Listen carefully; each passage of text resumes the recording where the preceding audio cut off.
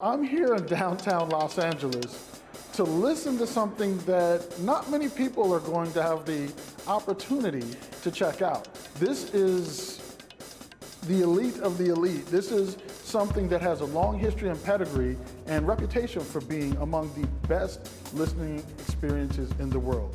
What are we talking about? Sennheiser's Orpheus. And I'm going to tell you, I've taken a listen and mind blown. But let's talk to the guy who's responsible for bringing this product to market. In 1991, the first Orpheus came to the market, and it was developed because Sennheiser wanted to make the best headphone in the world. And a lot of reviewers said, okay, it is the best headphone in the world. And I would agree on that. I started to work in 1991 for Sennheiser, so 24 years ago. And for me, it was always a benchmark and a challenge. It's now 25 years after that. And 10 years ago, a group of 5 engineers sat together drinking some coffee and said, hey, is it possible to make something better than Orpheus? We analyzed the old system and found some things. And so what you see here is the result. When you compare it A to B, this is definitely better.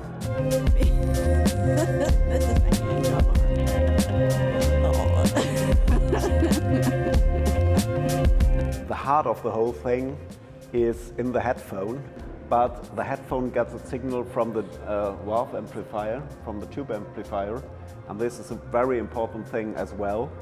But tubes are very fast, very good amplification elements, but they are very sensitive against sound, structure-borne noise, sound and airborne noise sound. And so we have this marble block, and the whole thing is spring-loaded.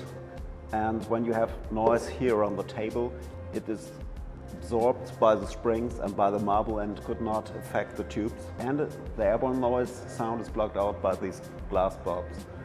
The control elements, you need control elements. You want to touch something, you want to turn it in the direction where something should happen, and it happens the way you expect it. It's nothing where you have to scroll through menus and things like that. It's just hands-on, turn it, and it works. When something is the best, and to improve that, it is difficult. But when you are 14 years, 15 years further in technology, there are solutions possible that has not been possible when the first one was developed.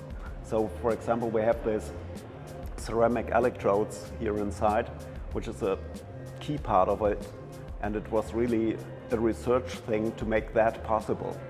And it took many years to do that, to find a solution that really works. First, we started to drill holes. There are 4,650 holes in each of these electrodes, and first we start to drill holes in ceramic plates, but that really doesn't work. That works for 1 or 2 electrodes, and then the drill breaks and the whole thing is destroyed. You can't base a production on that, serial production on that.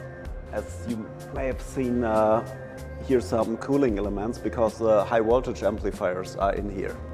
And the transistors, the MOSFET transistors that are inside, were not available in 1991.